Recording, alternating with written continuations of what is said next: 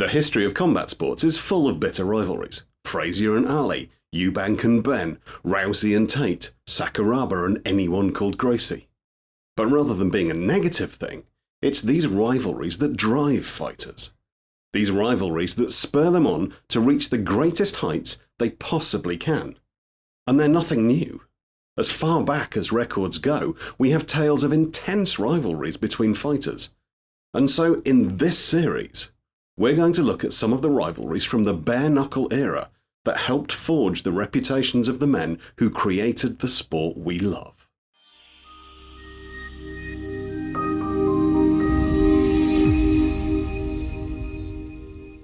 When the 16-year-old Daniel Mendoza was working as an assistant to a tea dealer, he met a man who would change his life.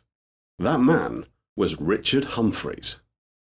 It was Humphries that sponsored Mendoza's first professional fight against Jack Bright, the coal heaver. It was Humphries that first brought Dan to the attention of the fancy. And it was Humphries that agreed to train Dan for his biggest fight yet, that against a man by the name of Nelson. He was to be sponsored by Mr. Elwood, who put his country home at the disposal of the pair for the purposes of training. But to Humphries, boxing was only ever a means to an end. He was more interested in the lifestyle it could provide for him. And so, when Daniel Mendoza took exception to the fact that his training consisted mostly of drunken carousing and associating with, to use Mendoza's own words, women of a certain description, Humphries was not impressed. The two men fell out. Humphries refused to train him, and at Humphries' instigation, Elwood withdrew his money. But Mendoza refused to be labelled a coward, and fought and beat Nelson anyway. Humphries did everything in his power to derail Mendoza's career, but his star was on the rise, and nothing Humphries could do would stop it. They met in the ring for the first time in Odium in Hampshire in January of 1788. Mendoza was 23 years old, stood 5'7" tall, and weighed in at around 155 pounds. Humphries was some 6 years older, 2 inches taller, and he had a weight advantage of around 14 pounds. But Dan was used to fighting bigger men, and had defeated several fighters much bigger than Humphries. There aren't much in the way of contemporary descriptions of the first fight. We know that Dan had the better of it, but the fight ended prematurely when he slipped and twisted his leg underneath himself as he fell. He was unable to continue, and so the fight was awarded to Humphries. Richard Humphries had defeated the famous Mendoza, and suddenly found himself the toast of the town. Mendoza immediately offered a rematch as soon as his leg was healed and he was able to fight again, and Humphries publicly agreed on the condition that the rematch would take place within 3 months. He knew full well that the chances of Mendoza being able to fight again that soon were very low indeed. The back and forth between the pair became heated, with Humphries clearly implying that Mendoza was a coward for not agreeing to set a date. At one point, Humphries visited Mendoza's school shortly after Mendoza's firstborn son had tragically died. He jumped onto the stage in front of the audience and demanded to know whether Dan would fight him or not. Again, Mendoza refused to be baited, but the damage was done. The once friendly relationship between the two men was irrevocably destroyed when Richard Humphries went on to publish an accusation in the press. "I am convinced that in spite of all his pretensions, the man never meant to fight me, and I hereby declare him a coward."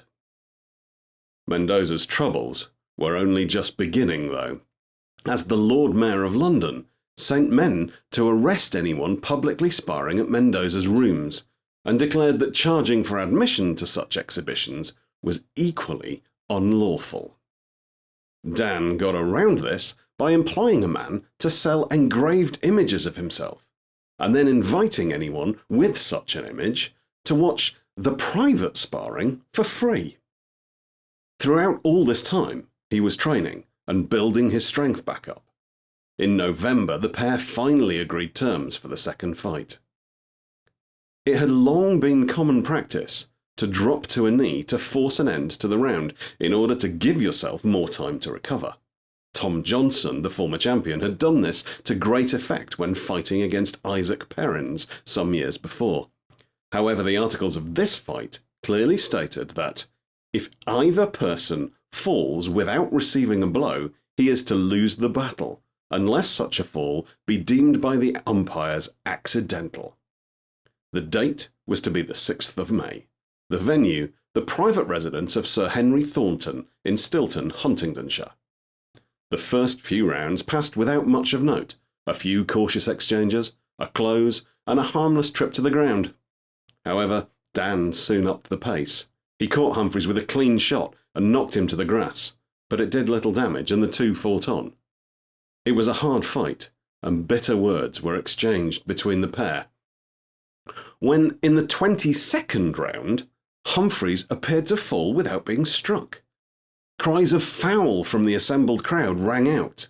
The atmosphere changed.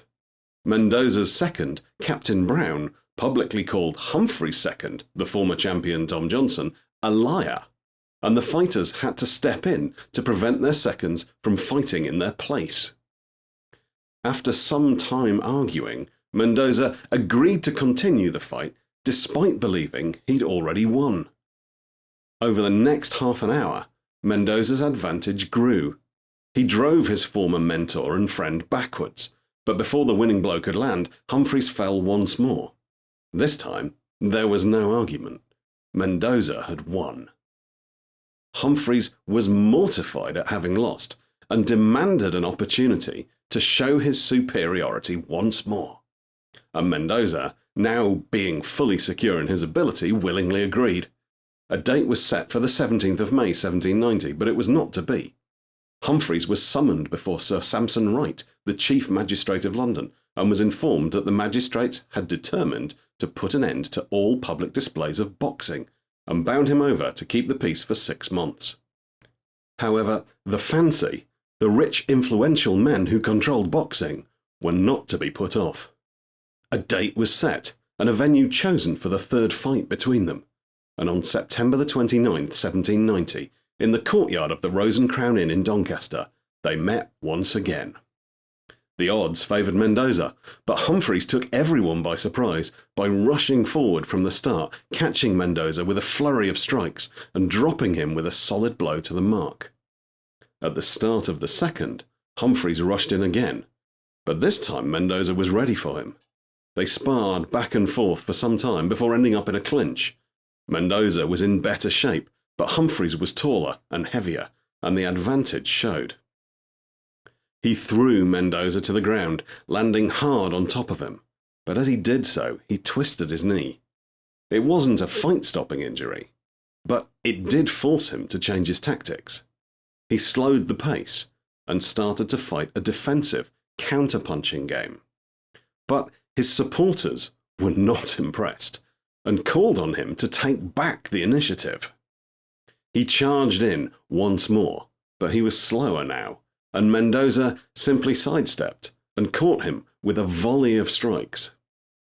Humphries, sensing he was in trouble, dropped to the floor. It was clear he'd chosen to go down, but no one could argue he'd not been hit, and so the fight continued. The next round started in much the same way the last had finished. Richard Humphries charged in, and Mendoza coolly punched him full in the face. From that moment, the outcome was never in any doubt. Humphries landed several good blows, cutting Mendoza over his left eye, opening his ear, and even breaking the skin over his ribs. But it was nothing compared to the damage Humphries took. His right eye was swollen shut, his left opened in a large cut, his nose was split open and both his lips. He had to be carried from the ring by his supporters. Humphries never fought again after that day, but his display of courage and gameness, known then as bottom, impressed his patrons so much he was provided with enough money to start a business as a coal merchant. He died some 37 years later, a wealthy man in his own right. Mendoza's fame grew, and now only one man stood between him and the title. Whether he would have made it had his rivalry with Humphries not driven him to the greatest heights, we can never know. But what we can say for certain is that a huge part of the man, and the fighter he became, was down to his rivalry with his former mentor, Richard Humphries.